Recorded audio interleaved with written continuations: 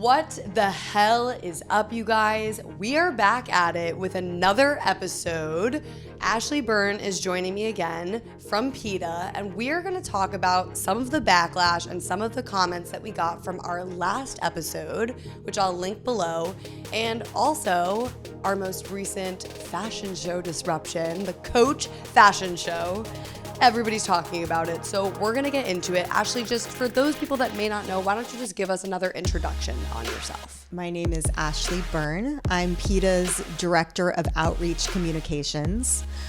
For the past 16 years, I've been with PETA working on a whole variety of campaigns, doing, the demonstrations that PETA is known for, out in the streets, bloody, naked, all of the above. Ashley's the mastermind behind this. I mean, I can't take all the credit, but I very much enjoy being one of the people who carries out these impossible to miss protests for PETA. And I'm super psyched to be back and talk about the epic New York Fashion Week Coach runway disruption that our girl Jamie pulled off with Sasha and some other activist masterminds with PETA. Yes, for those. Well done, Jamie. Thank you, and thank you for having me. I mean, PETA really was the one that reached out to me. They were like, do you want to do this? It's a high-risk action. And so I joined Sasha and Rachel, and we stormed the Coach runway to bring awareness to the leather industry. I held a sign that said leather kills, and Sasha had body paint. She was completely naked other than just in her underwear, and she had body paint where it was made to make her look like a skinned animal, and she had lettering and words on her that said leather kills, basically. And so why does PETA do these kind of actions? Why are these actions necessary, Ashley? Well, I mean, so I think to address that, let's first of all go back to, I think, one of the main criticisms we hear of this, which I have to say, the response to this has been overwhelmingly positive, supportive, not just because it's the most exciting thing that happened at the notoriously now boring New York Fashion Week, but also because people are really starting to get it, and they and they were all about seeing this. But, one of the criticisms that we hear sometimes is, why this? Why can't you just, go in and have a nice talk with these people? We would love to do that. And we have done that. We do that all the time. It doesn't start with crashing the runway. Crashing the runway is what happens way down the road. It is a last resort, people. Yes, exactly. Look, obviously, crashing the runway makes headlines. What doesn't make headlines is the fact that long before we get to that point, PETA takes our the footage from our investigations, we take facts about these cruel industries, and we bring them to businesses. We send them footage. We ask to meet with them. Very often we do sit down and meet with them. We have relationships with a lot of these companies that go back many, many years. So often the progress we make just never makes it to the headlines because it does get resolved behind the scenes in the boardroom. And it's only when the companies don't say we're going to make change and continue to profit off the backs of animals does PETA step in and then take it to the next level and do disruptions, because these things are uncomfortable and they do make people stop and think. They stop normalizing people walking down a runway wearing skins of animals, and it actually makes people see the skins of animals other than just thinking of it as a fabric. We bring to light that the leather industry kills. And it's not just Coach. This also goes for many other industries that use leathers, and hopefully this sends a signal to other industries that consumers no longer want to wear tortured skins of animals. They want transparency in the fashion industry. And I believe that the future of fashion, it's innovative, it's compassionate, and it's cruelty-free, and it does not involve fleeting designs and fashions such as leather and fur. And by the way, this is not new. PETA has been doing this since the 80s, right? Absolutely. And PETA's been doing this since the 80s, and we've made incredible progress since the 80s. We've developed these relationships with a very wide variety of different companies. We've had countless victories related to the fashion industry. Some of them have been brought about through discussions. Some of them have taken, more aggressive tactics first to bring about this kind of change. That's what a movement takes. It is comprised of all different kinds of pressure, but pressure is the key word, whether that pressure is coming through emails or through jumping on a runway and refusing to be ignored. And, anyone who has doubts about the kind of impact this can have doesn't need to look any further than at the amount of press and the kind of press that followed this disruption. I mean, just in a matter of, a few days after this happened, Vogue Business ran an article, and I believe the headline was something along the lines of, "Is leather as bad as fur?" Mm-hmm. An article like this running in Vogue Business in the middle of New York Fashion Week, that's not going to happen on its own. That happened because that topic was dragged into the spotlight. Mm-hmm. And not to mention, the reason that people even see fur as bad is because PETA and activists brought it to light and brought that to attention, and they raised awareness back in the 90s and even the early 2000s that fur is dead and that it's no longer socially acceptable. So the fact that they're even making headlines that say, "Is leather the new fur?" is major progress. And it just shows that people didn't stop wearing fur because they didn't like the way it looked. They stopped wearing fur because they saw how cruel it was and it became socially unacceptable. And that is what we are doing with leather. We will do that for wool and any other industry that uses animals for fashion, for food, for clothing, for entertainment, because the truth is that nowadays it's not necessary. A lot of comments and a lot of the responses that we got were positive, but some of the comments and responses we'll read to you had to do with sustainability. So Ashley, can you tell us a little bit about leather and about vegan leathers and the sustainability of each of them? Absolutely. So leather, I think the biggest misconception that we hear over and over again is that leather is a byproduct of the meat industry.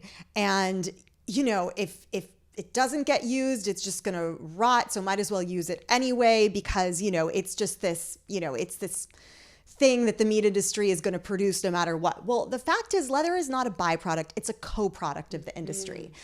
The beef industry relies on leather to stay profitable. And actually, Emma from Collective Fashion Justice, I believe that she was on the podcast recently and addressed this just so perfectly.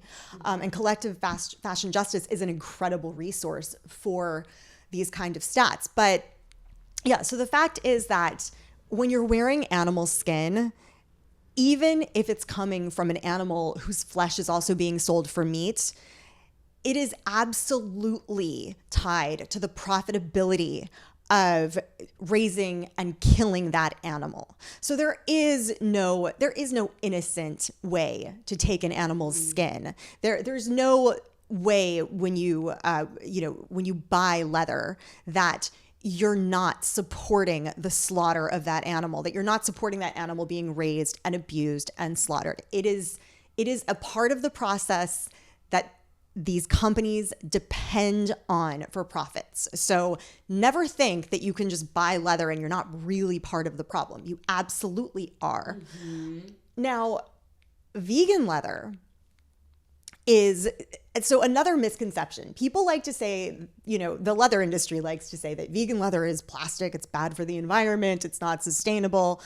Well, let's break down a few things here. First of all, the fact is that when you look at the actual statistics, even the most old school vegan leather, like the old, yes, petroleum based, like, just plain old polyurethane vegan leather, it's actually still not as bad for the environment as animal-based leather, because you want to think about all the elements going into this. I think that a lot of people now realize that factory farming is devastating for the environment.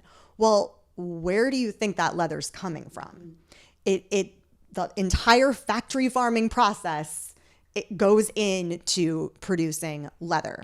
Then you take that leather and it would literally be rotting in your closet if it wasn't treated with all kinds of toxic chemicals to preserve it. So, it's treated with all these chemicals and dyes, which, besides being an absolute nightmare for the environment, polluting the groundwater and the soil in the areas around where this process is done, making the workers who work with it and the people who live around these areas sick. And a lot of times it's even children working in these facilities. So there's that stage of this, which is also terrible for the environment. But even if you're just looking at, just the carbon footprint, because of this whole factory farming process, it is still worse than plain old, like the kind of vegan leather that you've seen for decades. However, and this to me is the case with so many animal products, there's really only so much they can do. Like it's always the same old bad product from whether you're talking about the meat industry, the leather industry, you're always getting, they can dress it up with these, words that sound nicer, but no matter what, you're always getting the same old bad product. But vegan products keep getting better. They keep getting better for the environment. They keep getting more innovative. They keep coming up with new ways to produce vegan materials. So now we have things like mushroom leather and pineapple leather and cactus leather and all these different kinds of leathers that are made from fruit waste or, from plants, and that are not just not as bad for the environment as leather, but they're actually much, much better. And it's only going to keep getting better. And of course, all these other technologies are being worked with right now. Like they're learning to grow leather in labs, just like they're learning to grow meat in laboratories. And, all these other really innovative, incredible things. And you even, you have leather that involves using recycled plastic bottles. Just vegan leather has so many ways that it's not only better now, but that it's getting better. And to me, that's so exciting. First of all, guys, I hope that clarifies the comments about sustainability, leather versus vegan leather. And I hope that we stop trying to compare the two. And I hope that we can start seeing that vegan leather is more sustainable, even the worst kind of vegan leather is more sustainable than cow skin leather. However, we did this disruption holding a sign, bringing attention to the fact that cows are killed by the leather industry. This was not about the environment. This was not about sustainability. This was about the animals. And the sign literally just said, leather kills. So I don't understand what there is to argue about that. That is a fact. Yeah. Isn't it funny that that's so basic and yet people, are like, oh, gasp, why? Well, yes, it kills. You're killing an animal. You're killing an animal and that animal is suffering in unimaginable ways that you would never want to go through yourself. That alone, that's enough. We don't need to offer any other reason. That's enough. That's wrong. That's what I'm saying. So it's I feel like there were so many times where people were trying to deflect from the actual issue at hand. So I'll give you another example. A lot of people were extremely disturbed by how I was taken off the stage. I made it around 3 laps. Sasha actually made it around 4 because I think they literally thought she was part of the show. And so by the 3rd lap, when the guy grabbed me, he kind of tackled me like an NFL player, which he didn't need to do that, but I do think that because these industries, they kill animals and have no problem with that, they're violent. They don't actually care about how they're handling women. Somebody commented, they're like, she's 115 pounds. Like, why are you using such excessive force? However, I responded in a comment on that page, on the Cut magazine that has over 4 million views on their Instagram page. I said, I appreciate everybody's concern for how I was handled off of the stage, but why are we deflecting from the actual issue at hand? 2 minutes of me being carried off stage in an aggressive manner, it's not nice, but it's nothing in comparison to a cow's entire life of suffering, of being confined, of being killed and having their skin ripped from their bodies. Why are we even, like, that is where the focus should be. Absolutely. Although, I really do feel like the sympathy towards you indicates, it goes to show that people's views are shifting. People's sympathies are shifting. And instead of saying good for security, like she shouldn't have been there, let the fashion show go on, I think a lot of people had the instinct of sympathizing with you because they were like, yeah, actually, what she's saying makes sense. There were quite a few comments of people saying she's right. Yeah. Or there were a lot of comments of people saying that I was serving cunt. Well, that's what you do at Fashion Week. Which I was like, is that a good thing? I've never heard the C word used in a good way, but I've learned new terms apparently. Or slaying and what, I ate the runway is another way. I think you did. Thank you. I'm so glad to hear it. And I guess I want to tell you guys what that experience was like, because I wasn't extremely nervous walking. I think by the time we finally made it up on the catwalk, I was just relieved to finally be up holding the sign, letting people see the message. The scariest part was feeling that we weren't going to get in and pass security and not able to actually go and do the disruption. So of course, a good magician never reveals their secrets. We can't give away exactly how we got in. But I can say that playing the part, acting confident, dressing up, and just, being on the down low helps. I think this is something that's very key too, because the anti-animal rights people always want to paint activists as these scary, we talked about it, PETA, these scary people who are so different from you, like, no, God, you don't want anything to do with them because they are crazy. They want to take everything good and fun away from you. They want you to wear a burlap sack and live in a cave and eat parsley for the rest of your life. Oh my God. And I think that I don't think they're looking for, they're not expecting you. You know what I mean? They're like, okay, well, we'll keep an eye out for these. We'll keep an eye out for these, these scary PETA activists. God, it's like we're just advocating for kindness towards animals, and somehow that makes us the outliers and weirdos and extremists and freaks. It's like, okay, seriously, we're nothing, like, we're just normal people that don't want to see animals be decapitated. And on that note, really, what kind of person does want to see that? How are we the ones who are getting painted as, like, we're unusual because, I don't know, somehow, like, ripping a cow's skin off so somebody can have a handbag seems a little excessive to me, but... So there were some people on the post that said, "What? This is extreme. You're disrupting somebody's artwork. You're disrupting a show that people worked really hard for." There were models that could have gotten more attention or gotten signed. And I'm like, you know what? Sit your ass down. We were up there for a minute and a half. Like, chill the fuck out. Also, first of all, yeah, we weren't disruptive at all, actually. We just walked with them. We didn't even say a word. And these are the same people that are sitting behind their computers commenting, you should be doing this, you should be doing that. Yet they probably eat meat. They probably are not sustainable at all in their daily lives, and they probably have never done activism in their lives. So I usually just respond to them, and I'll be like, why don't you do what you see best and what you see fit? And please, you make headlines. Yes. I would love to see it for the animals. Absolutely. Yeah. Plan something. I'll come. Just let me know. I'm ready. We'll be there. Yeah. I'll put it in my calendar. Just let me know. Let me know when you get off your ass and actually plan the thing that you're saying we should be doing? It's not as easy as it looks, you guys. Like, Ashley and the PETA team, they work sometimes sleepless nights. I mean, these are things that are very well planned, thought out. I mean, there's times where you have to get a press release out at middle of the night where you're working on things.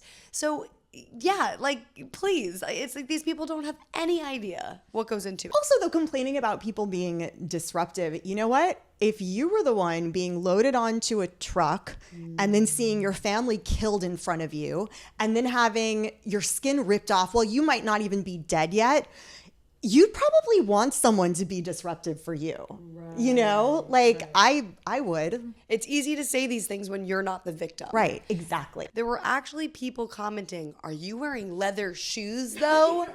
I'm holding a goddamn leather kills sign. Leather coach, leather kills. And people are asking me if I'm wearing leather shoes. Also, where are these people living and existing where they don't realize that fake leather exists? Yes. Like what world are you in where you're on Instagram, it's 2023, somehow you don't realize that leather exists that's not made from, most of them do. Oh, whoops, sorry, I forgot to take my leather shoes off before I just planned an entire anti-leather protest. Come on, please, use your brain. You kill me. I like that. I just don't even know what to say to those things because I don't want to be. I just say, you got me. Right? Like at that point, I have to use sarcasm and just like, it's such stupidity. Because I don't want to be an asshole and be like, are you really that stupid? But that's what I'm thinking. Yeah. You're not really that dumb, are you? But I'm not going to say that. I'm going to try to be constructive, but come on. Yeah.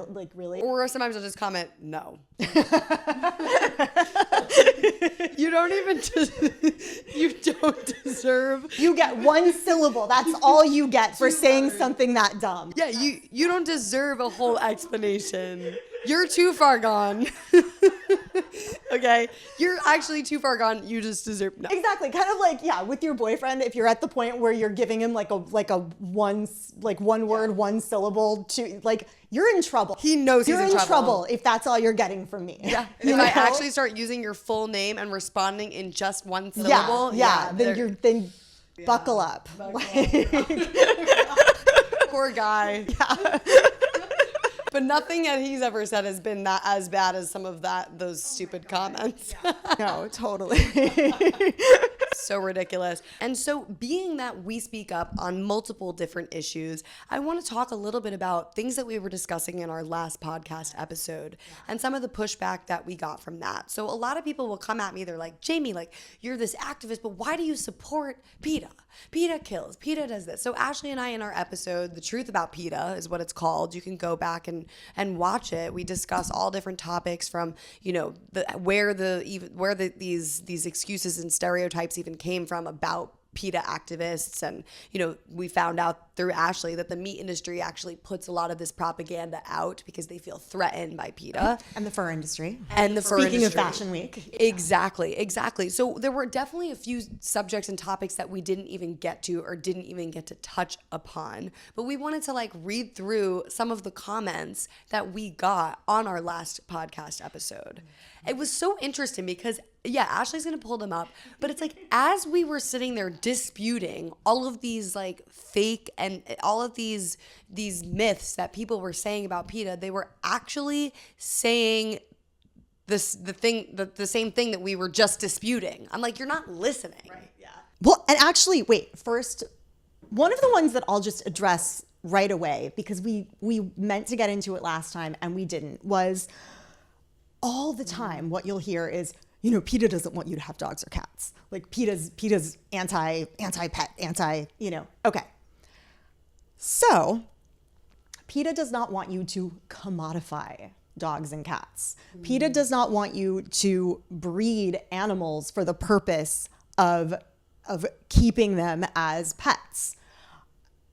On the other hand, PETA absolutely encourages people who have the time and the resources and the patience and the commitment to adopt homeless dogs and cats and other companion animals who are desperate for homes because of the people commodifying and breeding and selling animals in pet stores or out of their backyards or whatever. And it's so funny because, I can't tell you how many times I've read comments like this, and I've been like in a PETA office with a bunch of people's dogs running around. And I'm like, oh, too bad PETA doesn't believe in dogs.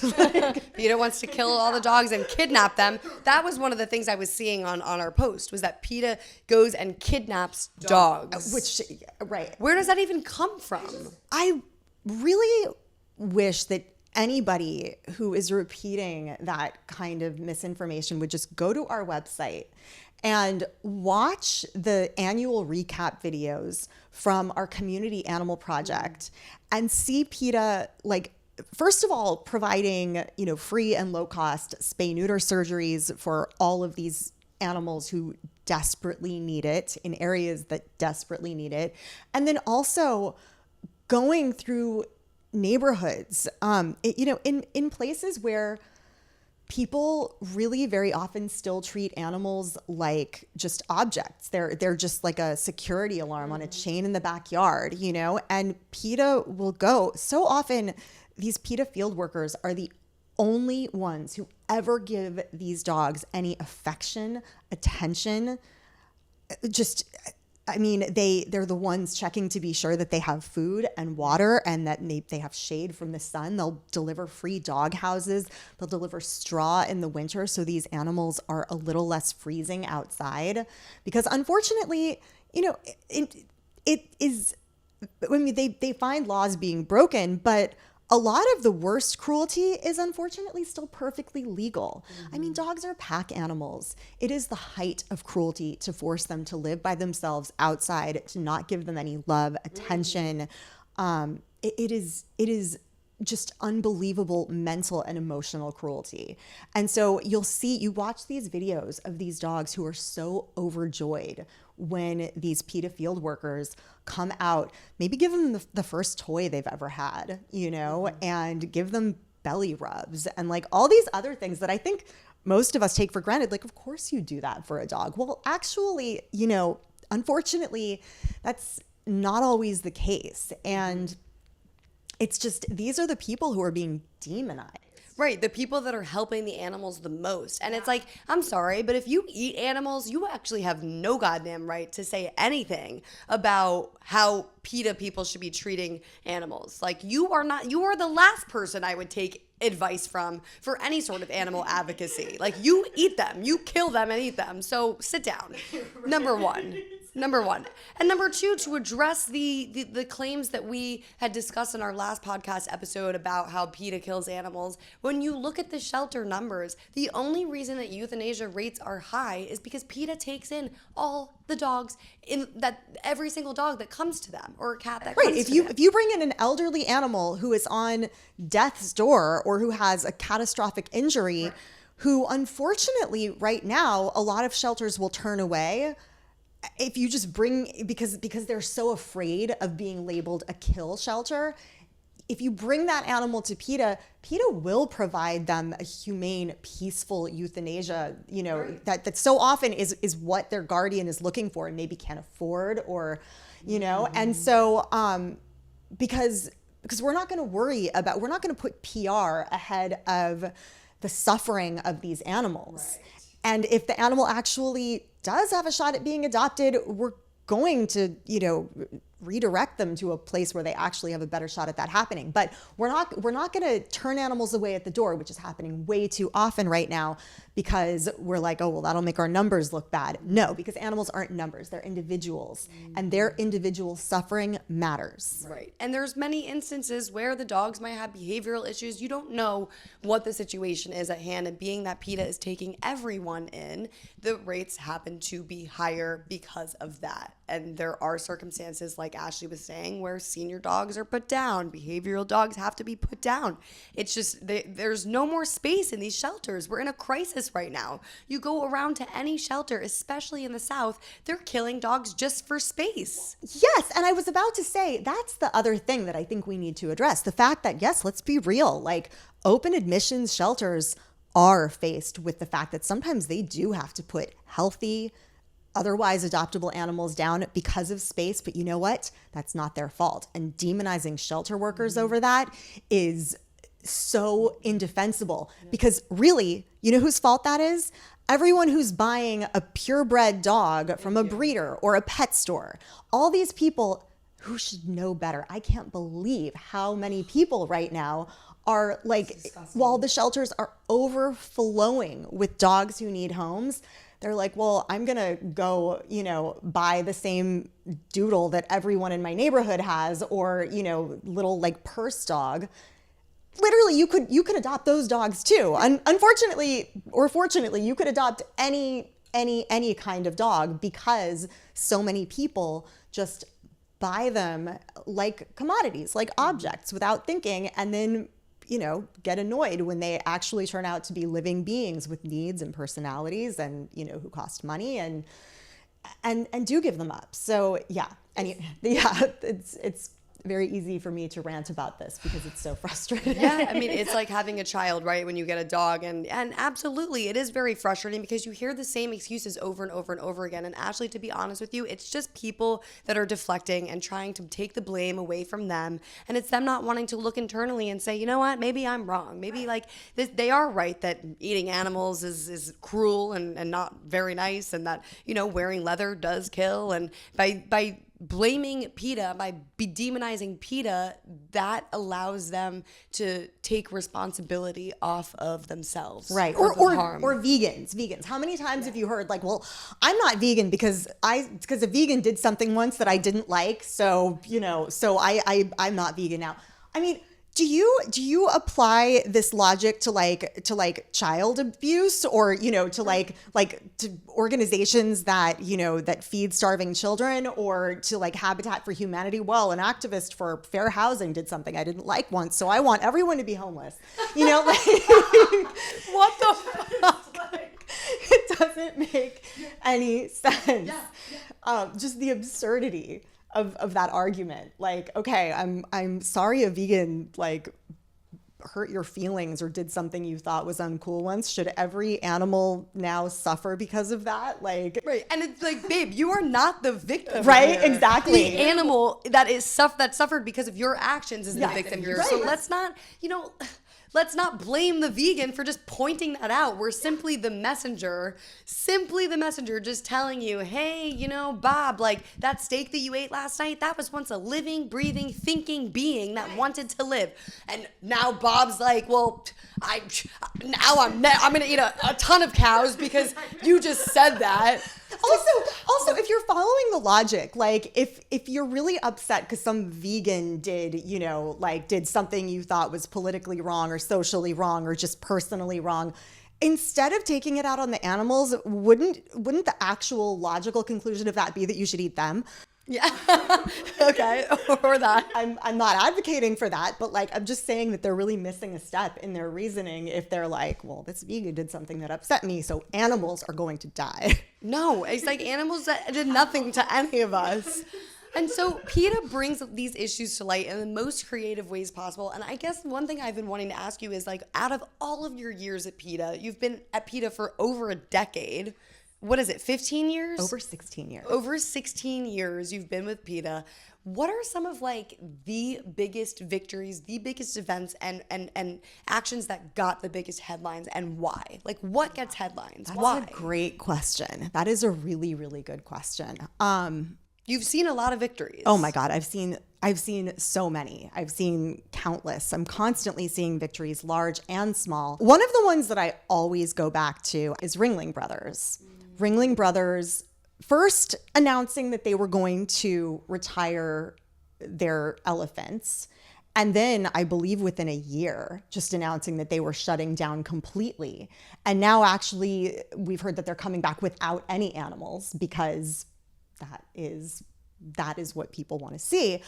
But this came after I had been at PETA many years. And Ringling, I mean, I had done so much work in terms of like protesting on this campaign, and especially my first year at PETA. Oh my God, I spent so much time on the road doing these Ringling Brothers protests. I mean, pretty much everyone in campaigns had put in, because the thing is, they were constantly on tour and we had protests outside of basically every show. What were things that you would see at these Ringling Brothers shows? Well, one thing, so we weren't just protesting at the shows. What we were also doing was, you know, they would transport the animals by train.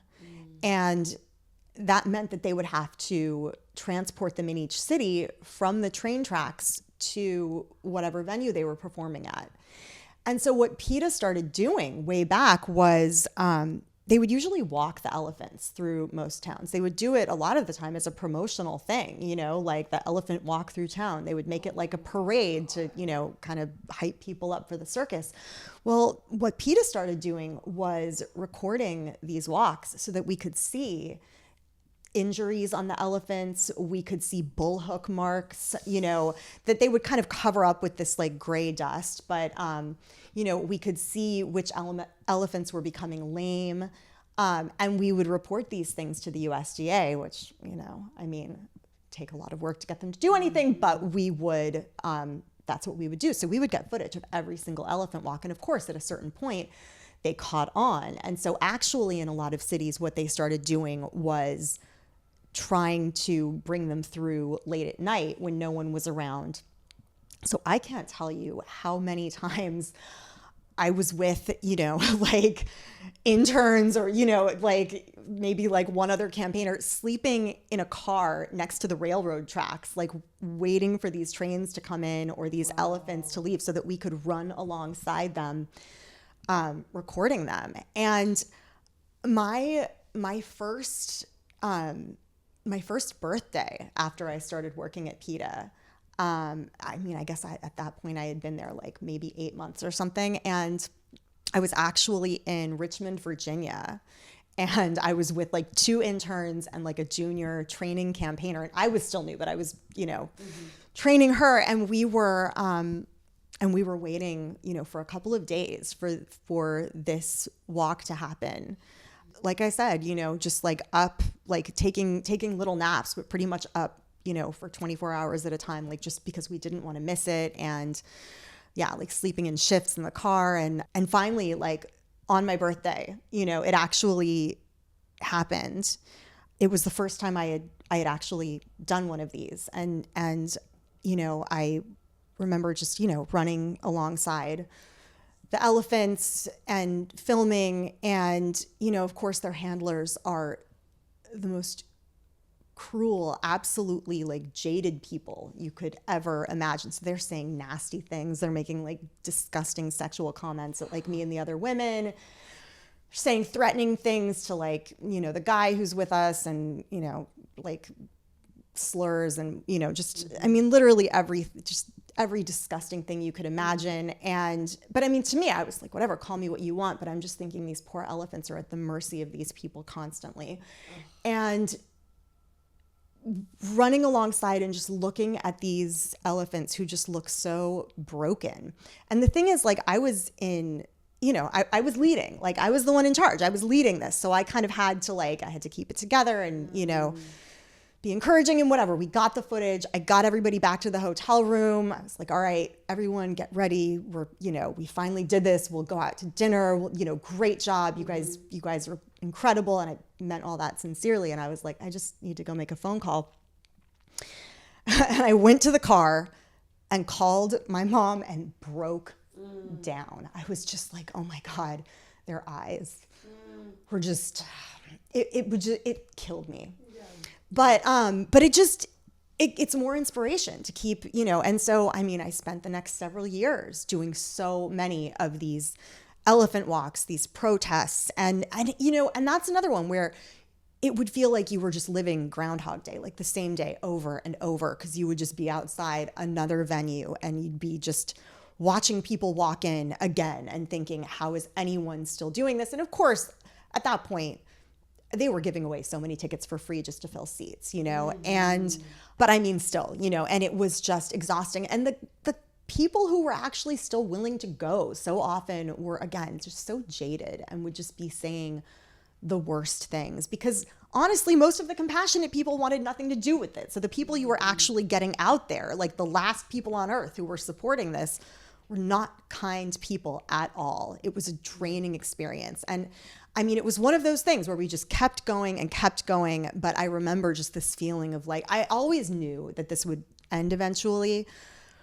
But I remember seeing that as something that was going to happen way in the future. And then one Saturday night, I was hanging out, you know, at my boyfriend at the time's house with one of my best friends who actually had worked for PETA before and worked specifically on that campaign for years. And suddenly I looked at my phone and there was this email about that they were retiring the elephants, and we just lost. I was in shock.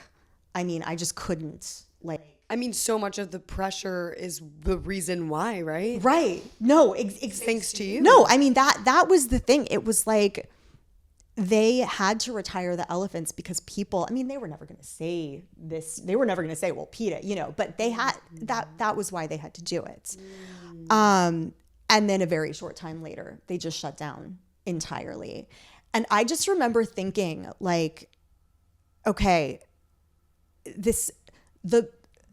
the world that we've been fighting for is not like, it's not a far off future, you know, like fantasy thing. We are bringing it about. We are fighting for this to happen in real time. We're making history, you know, and I mean, obviously that's unpredictable, but, and the thing is, we were like, well, if Ringling stops using animals, eventually it's just going to have an industry-wide impact. And I mean, and we've seen other smaller circuses having to do the same thing, phasing out these acts. And actually just, I think this week, it was confirmed that Universal Circus is now traveling without any animals, which is another campaign that was going on for a long time. And it was like they had, you know, they kind of kept having fewer and fewer animals, you know, and but you know, activists are relentless and we're hanging in there and protesting until they were all gone. And now, I mean, it's confirmed that they're all gone. So that's a very long answer to the fact that I think the Ringling, I think that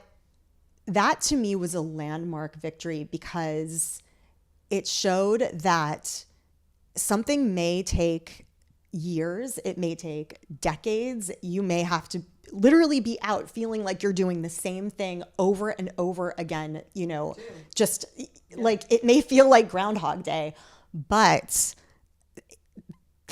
the needle is moving. Mm-hmm. And if we're not doing it, who is doing it? Right. And I think with any form of activism, you need a side that's a little bit more extreme, that pushes people's nerves, that really, you know, makes people uncomfortable, and that creates that need for these industries to change, because they don't want to keep having people disrupt, right? Whereas, like, yes, and then you also need, you know, people who are more in support of like speaking to businesses, which PETA does, but there's also other organizations that remain just on that level of like, you know, shooting emails back and forth, hopping on meetings, talking about vegan products and vegan sustainability, right? But we need the extreme industry, and PETA is that, and PETA does it well. Thank you. Yes. And that's part of the reason I love working with PETA, because exactly, you need all levels, you need the whole range, but someone has to be willing to kick down the door, you know, someone has to be willing to kick down the door so someone else can walk through politely, you know, and I think people lose sight of that sometimes. The fact that these industries, a big corporation doesn't change to be nice.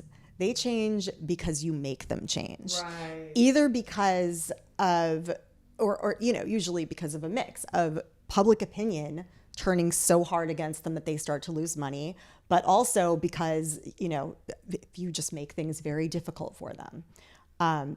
They don't change because they're just warm, fuzzy, cuddly entities that just want to do the right thing. No. Yeah, if they were, then they wouldn't have done that to animals to begin with. Yeah.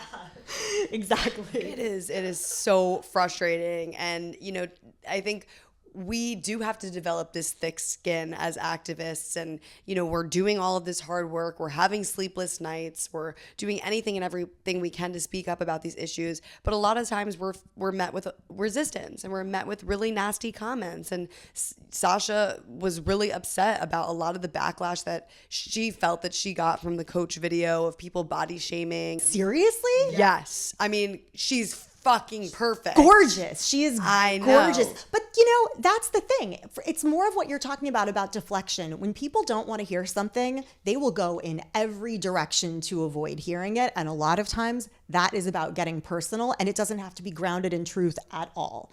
They'll get sexist, they'll get nasty, they'll body shame. They will say anything they can think of to avoid dealing with the truth. Yeah. I try in my responses to a lot of these comments to either go one of two ways. I'm very snarky, and I'm very just like, you're not the victim here. Next. Right. What's your next point? Or I'll try to really be just factual and be like, no, actually, polyurethane, which is the worst form of vegan leather, is actually better than cow skin leather, or things like that actually I can back up with facts, cite the source, and that way it's like you can't even argue it, so you just sound so dumb. And not only that, so that the person that commented that could see it, but so that when other people see the conversation, I'm not stooping down to their level. Totally. Absolutely. I think that's so important. I mean, and I think that part of the intent is to drag us down to their level. So then they can say, oh, well, see, you're not such a great person, or whatever. Like you're, they want to label just telling them the truth as somehow this high standard, like, oh, like holier than thou. And it's like, well, no, it's just the truth. If you choose to ignore it, and you feel bad about that, well, maybe you should examine why. But I'm just giving you facts. Yeah, people will oftentimes come at us and say, well, you have an iPhone, you're wearing clothes that were from, H&M, that were fast fashion, this and that. And they use all these excuses to continue justifying animal abuse. Ashley, if somebody came to me and said, Jamie, you could buy this product that's going to be better for the environment, that's not going to hurt animals, and that is available, I would buy it. Yes, absolutely. And it's the same thing that goes with animal products. I don't need to buy the animal products anymore. I'm not going to, because somebody told me that it causes animals to suffer, so I'm not going to buy it. So it's like they bring up all of these excuses, and they oftentimes bring my race into it and say, oh, like you're a white privileged bitch that thinks that she can just go and storm this fucking runway. And it's like, I did none of this for myself. This brings up some of the comments. I think I don't care if you're purple. You shouldn't be fucking hurting animals. So one of the comments on the coach disruption. So it's such a position of white privilege to go on about veganism and plastic bags. Yeah, you know what? It is the height of white privilege to criticize Coach. Because these oppressed indigenous executives making these Coach bags. How dare you? How dare you? Exactly, the indigenous tribes of Coach. Yeah. Like, it is white privilege to go after these underprivileged executives at Coach and their leather bags that they're making in a very traditional indigenous way in their factory wherever. Yeah. Shame. And it's kind of weird to even bring my race into it, because you're basically assuming that a person of color wouldn't do what I did. And it's like, what? Like, first of all, Sasha is not white. She's half Mexican. Okay. And also there's a lot of different activists of color, that would have gone up and do this. It has nothing to do with whether I'm white or black or Asian or what. When people try to write veganism or animal rights off as a white thing, it's offensive for so many reasons, but especially the fact that it literally erases so many black activists, so many leaders in the vegan movement who are black, so many cultures that are not white that have been eating plant-based foods for so long. It erases those people and all the work that they're doing. And I also want to say that majority of vegans are people of color. The idea that being kind, the idea that being ethical, the idea that not wanting to cause unnecessary harm is a white thing. I mean, that is, yeah, that's racist in a really disgusting way. It's offensive and, I mean, stupid. But the fact that people will say that with a straight face, I'm just like, you're insulting so many people who've dedicated their lives to this who are not white. Like, just trying to wipe them out of existence so you can make a stupid point. Yeah, and continue trying to justify your actions. Like, you just sound extremely insensitive and dumb. Yeah. That to me is really, that really makes me angry. Yeah, exactly. I mean, it's just, I always respond to people. I'm like, what happened in your life to make you so hateful? I'm so sorry. Like, I am so sorry, genuinely, that you feel the need to come onto my fucking page and comment like just horrible things, either about the way I look or the way that about what I'm doing, or just personal attacks that like have nothing to do with the actual subject matter at hand. Like, I'm so sorry that you are so insecure that you have to project your insecurities onto me. You don't know me. Somebody commented, they're like, she has an eating disorder. Veganism is an eating disorder. How many fucking times have you heard this? It's like, pick and choose your battle. Like, first you say veganism is an eating disorder. Another time you're saying that we're forcing it down your throats. Like, what is it? Right, yeah. Which, well, and it's like, I mean, I think so often too, people want to equate it with these, you know, it's like some health blogger who does have an eating disorder will get sick or die, and people will be like, well, they were a vegan. Well, yeah. Vegan dies from malnutrition. Yeah, vegan by way of the fact that, I mean, if you're not eating, then yeah, sure, you're not eating animals. Vegan in that way. I mean, you're also probably gluten-free. Like, I mean, you know what it's like, if you're like not eating, having an eating disorder, you're by default following a lot of dietary restrictions. You can't line the two up. Which has nothing to do with veganism. No. Veganism is not a diet. It's an ethical standpoint. So I could call myself plant-based and only eat cucumbers and a few pieces of spinach every day. Right. And that probably quantifies an eating disorder. But that has nothing to do with veganism, because you can also be plant-based and vegan and eat an abundance of fruits and vegetables and grains and nuts and seeds, like, and be super healthy. The carnivore diet is an eating disorder. It's carnivore diet is an eating disorder if there ever was one. How disgusting. Oh my God. I mean, keto crotch. So nasty. I don't even want to know. I've never been close to a keto crotch. Oh God, no, and I don't intend to be ever, ever, ever.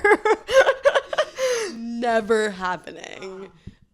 That is disgusting. I can only imagine. But yeah, I completely agree. So it's like, where are all the people, the eating disorder, fanatics, right, that are really concerned? Why aren't you going after the people that literally only eat organs all day? When people who are honest about this will say that these people literally just have just shit, liquid shit, like all the time. These people, their bodies are in such bad shape. That's what I've heard. That, yeah, I mean, they're yeah.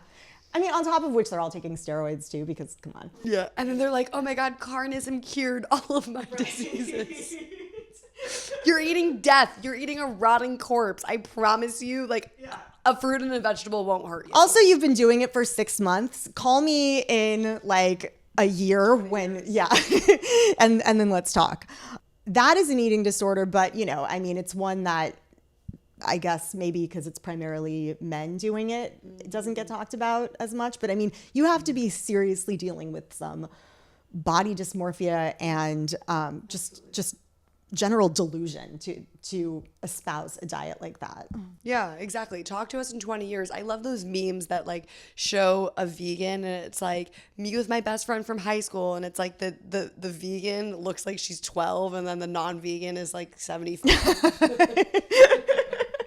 I know. Do you know the meme I'm talking about? Oh yeah, absolutely. Yeah, definitely. I do feel like that's so true. I'm 25 and I went vegan 6 years ago, and I feel like I am still in the shape that I was in 6 years ago. I feel as good as I did, when I was in my teens. Oh, yeah. When I went vegan. So yeah, I think that when you look at vegans that have been vegan for long term, a lot of them look amazing. Yeah, I feel like I actually was stronger and more athletic in my 30s. I mean, I went vegan in high school, but I just feel like it kept me in the kind of shape where I could just, I could start running 7 miles a day, out of the blue, and I could do it because I wasn't dealing with all these issues that all these other people I knew were complaining about. I just didn't have those problems. So, I mean, in our last episode, you guys go check it out. Ashley talked about how and why she went vegan. It had to do with the dog meat industry, and she saw dogs being slaughtered, and that made her make the decision over time to ultimately go vegan. But what we didn't get to in the last episode was some of your favorite beauty hacks, some of your favorite, recipes, and just the benefits that you've experienced after going vegan. Like, what are some tips that you can offer people, whether it's in the makeup space, the food space, and clothing space? I mean, well, first of all, I think that people who aren't really familiar with, this lifestyle, it can seem so overwhelming. It can sound like so daunting, and they're just like, oh my God, do I have to think about this for everything? Do I have to change everything I'm doing? We're living in a time when it's actually so easy. I mean, if you walk into, Sephora or any, Ulta, the drugstore, I mean, brands now are shouting from the rooftops if they're cruelty free. They want everyone to know, and vegan too. Like they want to label things vegan and cruelty free. And so you can just walk in and you're going to see the label everywhere. And to help you even more, there are just so many apps and resources. And of course, like PETA is a great example because, we have our cruelty-free vegan logo that you can look for on products. You can actually look on our website. And, we have an app that you can download, and, you can see lists of companies. You can look up who does test, who doesn't test, like who's all vegan, who's not all vegan, but maybe, has some vegan products, like, and is cruelty free. I mean, it's all broken down there. And so the thing is, like, it's not like you have to be, it's not like you have to expect to go into a store and be like just reading every single, ingredient and knowing what things are and looking things up. No, now companies make it easy for you, and organizations like PETA make it easy for you. The information is there. Because, I mean, I think cruelty-free cosmetics is a great example. They know that's what people want. Right. They know that people don't want products that are tested on animals. And I mean, of course, obviously, that doesn't mean that every brand has stopped. There are still some major brands doing it, especially ones that are currently selling in China. But, the fact is, whatever, if you find out that a brand you love is testing, it's really, really easy to replace them with one that's not. Absolutely. I mean, you find what your brands are, and I stick to them. I mean, even the drugstore brands like Wet n Wild and e.l.f. have really good makeup products. I love their concealers.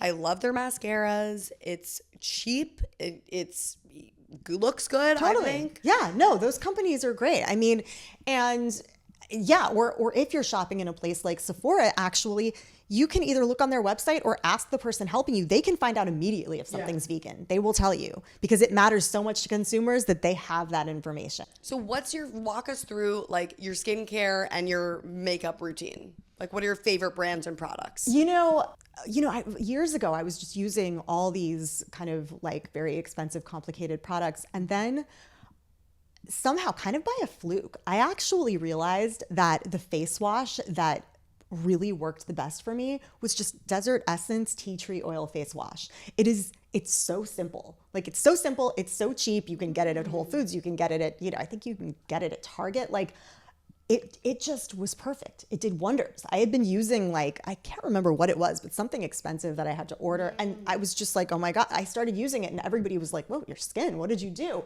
Yeah, your skin looks amazing. It has such a nice glow to it too. And so does yours, vegan, because I think we both know that what you put in has everything to do with that. Yes. But I do need to de-stress. I feel like I've been breaking out a little bit these past couple of months, and it's due to all the travel and just not really being on a consistent, healthy diet, really. Like, I mean, well, and I think And I think that's more reason than ever why like the lifestyle things that we do have, they help us so much. Because I also, I'm constantly traveling, Yes. Obviously like have a job that keeps me on my toes. So the fact that we are ultimately, like probably by default eating so much healthier. Like I feel like for us probably when we're like, oh, I haven't really been eating that healthy that week, this week we're probably still eating healthier than like just because we're vegan and we're eating a balanced diet, we're probably doing better than like, so much of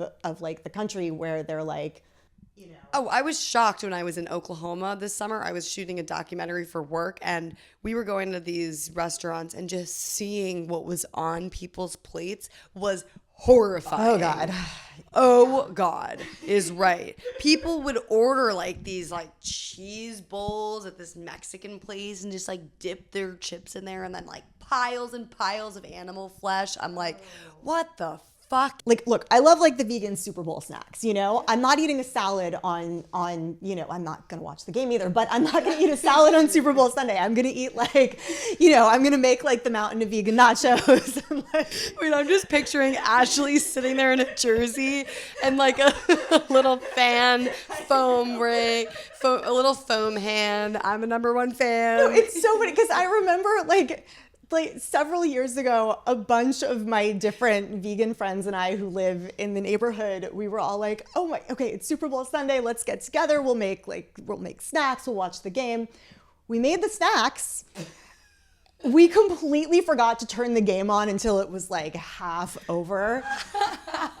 Only for halftime. Yeah, well, we did want to see the ads and like, football. Like I like sports. I'm just not into football. Football is so boring. Like give me a hockey game or something. Please. But yeah.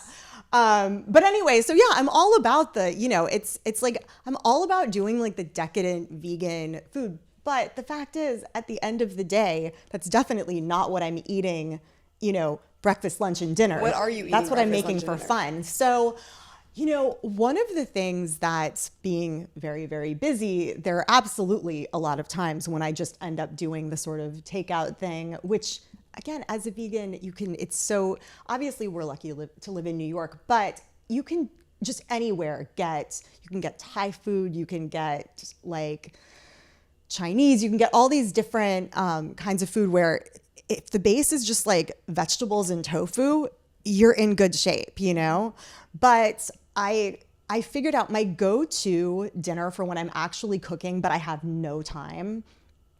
I feel like I sort of perfected this years ago and I'm obsessed with it.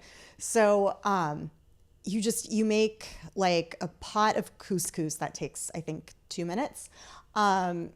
Before you even start, you put chickpeas on a cookie sheet. You cover it in whatever, like olive oil, coconut oil, whatever you want, and then you season it how you like. Now, because I like things spicy, I just cover it in hot sauce, like tons of hot sauce. But not everybody, wants to go that far. You could also just like put some paprika or seasoning or whatever. So you put that in the oven, turn it up high, let it start roasting. Make your couscous, and then I just steam a pot of kale, which again takes like, a few minutes. Like I think what takes the longest is waiting for the water to boil. So all of this is so fast, it's so easy, and then when everything's done, you just put the couscous and then the kale in a bowl, and you pour the chickpeas and whatever remaining oil there is on top, and it kind of like makes the kale all like, like it just sort of makes it like extra cooked and flavorful. It is so delicious. It's so satisfying. Mm-hmm. You've got all these elements, you've got like the green leafy vegetables, you've got you've got the vegetable protein, because, everybody loves to freak out about protein when they're really probably not getting enough fiber, but, but of course you've got that in there too. And, it's such an easy meal. It's such an easy, like, if you just worked out and you're like dead, you still probably have enough energy to make this. And you can mix it up, guys. Do a Buddha bowl. You could put rice, chickpeas, mushrooms, tofu, add edamame. Right. do a tahini sauce with lemon instead. I mean, these are all super simple, easy recipes. I love a Buddha bowl. Oh my God, me too. And the thing is, if I have a little more time and like I actually want to cook, there's so many things you can do. You can make the most incredible. I mean, one of the things I like doing is just pulling non-vegan recipes, like, and making them vegan and much better. Swapping out the ingredients. No, exactly. And I mean, and the thing is, all the substitutes are there now for you to do that. Whether you're talking about making a quiche or, like a lasagna or, just, I mean, literally anything. Oh, I love making curries. I love making like a big, like we're definitely getting into curry season now that we're getting out of summer. It's amazing. It's always amazing to me that, when people hear that you're vegan, they'll be like, well, what do you eat? And I'm like, what don't I eat? There are like, what, like a few things I don't eat? There's 5 dead animals I don't eat. Exactly. And the things that come out of them. And like, I eat everything else. Like, that is a good way of putting it. Really good. The things that come out of them. Yeah, I mean, and I love baking, and again, it's just like, it's just, the possibilities are endless. They're limitless. It's just, we literally take a few very gross things off the table and then everything else is fair game. And I feel like it opened, I mean, granted, I was in high school when I went vegan, so I was probably very much in the high school mode of like, just eating like certain, not very healthy things that I liked. But I mean, my mom was always going to make me eat vegetables and brown rice no matter what. But I just feel like my palate expanded so much after I went vegan, because I actually had to like explore. I had to, what it was? It was that I had to start thinking. I had to actually start giving a little bit of thought to what I was eating. And I mean, the thing is, these days as a vegan, it's so easy to just, you really don't have to put much thought into it. But literally, just because I was making the mental shift of like, okay, well, I'm not eating this anymore, so what am I going to eat instead? Suddenly, I started actually making a point of only eating things that I really wanted to eat. I wasn't going to just eat, well, this cheese is in front of me, so I'll eat it. This yogurt's in front of me, so I'll eat it. It's like, well, if I'm actually going to think about what I'm eating, I'm going to eat something I enjoy. Yeah. And I think it was just such a healthier approach to food. It's a more mindful consumption route of when you're eating. Like, I agree, I didn't really think too much about food beforehand. I kind of just stuck to foods that I knew that I ate, but now as a vegan, I'm like, oh, I want to try that. Oh my God, these are exotic fruits that I've never had. Like, I become so much more of a foodie. And also part of it is because we want to advocate to others, like, come on board and try this. You're not missing out on anything. Right, absolutely. And the same goes for fashion and skincare and all of that. Like, I now look at the ingredients in my skincare and I look at the ingredients in my food. And that's a good thing. I think so. Yeah. As opposed to like just going into a store and throwing like a whole bag of chips that have 25 ingredients in them. I'm like, oh, I would have never even thought to read that. I think people are worried that they're going to have to spend all their time like reading ingredients, whatever. It's like we already said, you don't have to. Yeah. But it really is not a bad thing to actually, just that little pause. The little pause you have as a vegan where before you eat something, you're like, is it vegan? Before you buy something, you're like, is it vegan? It's not bad to have that pause for a huge number of reasons where, you're just thinking, do I want to eat this? Do I want to buy this? Do I want to support this? And, we were talking before about how people will be like, oh, well, you're probably supporting sweatshops and this and that and this and that. Well, I think actually vegans tend to be much more mindful about human rights issues, about environmental issues, about all these different things. And I think that's because we're used to taking that pause. And when you do, it's causing you to think about the whole spectrum of what you're consuming. And so I think that most of the vegans I know are actually much more thoughtful about these things. And much more sustainable. Yeah. Absolutely. I am just so grateful to know you, to be a part of everything that you're doing, that you've dedicated your life towards working towards fighting animal abuse. And the fact that you've turned it into a career is even that more impactful because you're now doing this all day long for work, for activism, for just the animals, and I just so appreciate you. Thank you so much. I mean, I feel the same way about you. You totally, like, I love the way you have come into this so full throttle. It's like, it's so clear that as soon as you went vegan and became an activist, you knew this was right and you didn't feel like you needed to apologize, and you just have like come in guns blazing. And like, and the thing is, everyone should feel that level of confidence in what they're doing as an animal rights activist, because you are advocating for what is right. It doesn't matter whatever pushback, whatever people want to say. At the end of the day, you're right. Mm-hmm. And that should just give people all the fire in the world that they need. Yeah, and you can now look at those comments of people that are just angry and hateful and mean. Somebody wrote on my thing, "The world would be a better place without you," the other day. And those comments, actually, those comments used to destroy me. They used to break my heart. They used to really get to me. But I've gotten to a point where you just recognize that as just another step in making somebody vegan. It's just their defense mechanism at first. And honestly, maybe there is something that happened in their lives that made them so hateful, and that I have compassion in my heart for them. I at least try to, like we're here advocating for the voiceless, for the animals, and clearly something went wrong in that person's life for them to say that to somebody that they don't even know, somebody that's literally just trying to help animals, to make the world more sustainable. I mean, I don't know, like we're doing the best that we can here. And if I knew what the right way to do everything was, then I would do it. And I urge people that if you don't agree with certain ways of activism that I do, that Ashley does, that PETA does in general,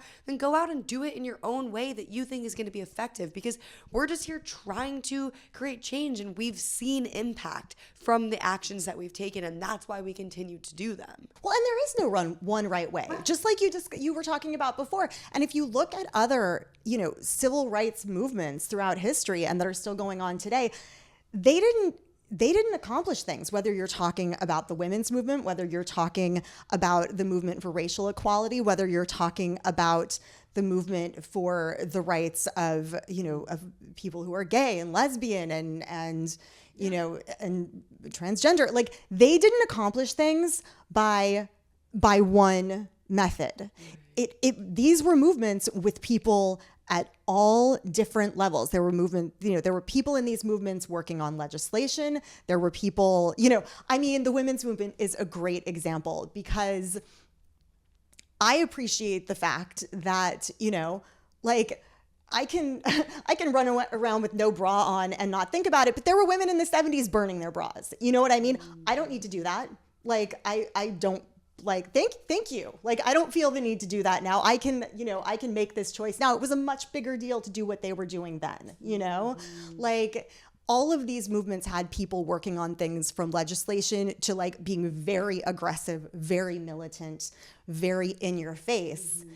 And it took that whole spectrum in all these cases to make the progress that they've all made, mm-hmm. And we're doing that with animals. Yeah. And I think that we do need to continue trying different tactics and, just keep at it, because the animals need us. And I always recommend people taking a break if they need to like reassess and they need to just decompress.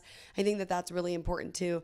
But it all goes back to, it's like these people, these men regulating women's bodies, we're people trying to regulate animals' bodies. It's like, leave other bodies alone. Like, who are you? Yes.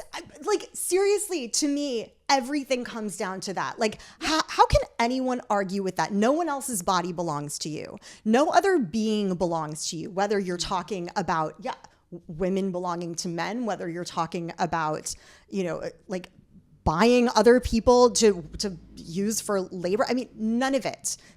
Nobody ever will belong to you. Nobody. And that goes for animals too. You don't have a right to their bodies. You don't have a right to their reproductive systems.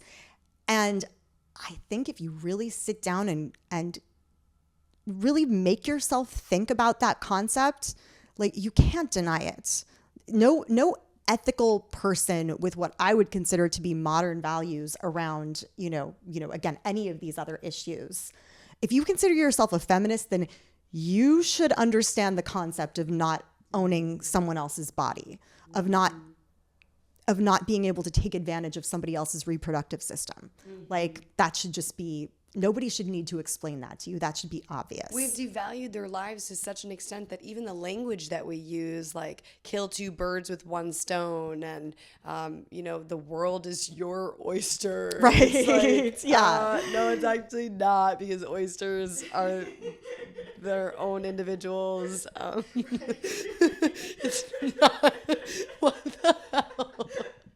So the language that we use, and actually one of the next videos that I'll be posting soon, guys, is talking about these PETA idioms, where PETA actually says, no, instead of saying kill two birds with one stone, you should say feed two birds with one scone. And there's another one where it's like people will say to beat a dead horse over the head with a stick. That's so gross. That is so insane. Instead, it's feed a fed horse with like a carrot or apple or something. Yeah, sure. So it's like the language that we use is also important. That's why PETA's on the forefront, because they're changing these stereotypes and these deeply ingrained beliefs that we've had since the beginning of time. And it might sound weird at first, but when you think about it, it's like really fucked up. Why are we beating a dead horse? Right. Yes. Why are we beating anybody? Like, we don't need this. And like, this is not helpful. And that's the thing. I mean, we really, to me, animal rights is, we talk about all these different components. We talk about eating vegan. We talk about not wearing animals. What it ultimately comes down to is fundamentally changing the way we think about animals and the way we interact with them. It's us not viewing animals as commodities. It's us not viewing living beings as there for us to use and exploit. And I think the world can only be better from more of that attitude, because, naturally that should carry over to humans as well. And, I think we can all agree, like, exploitation, no, not a good thing. Yeah. And speaking up for the animals how you would want to be spoken up for, you would damn well want one of us on the catwalk of the Coach fashion show if your skin was ripped off your body for a bag or a leather jacket. Right? That someone was going to say was ugly in like one season. If it was, just no. No, we're not doing it anymore. And so Coach and the other industries that use animals, I hope that lesson is learned and that by next year we're not using leathers.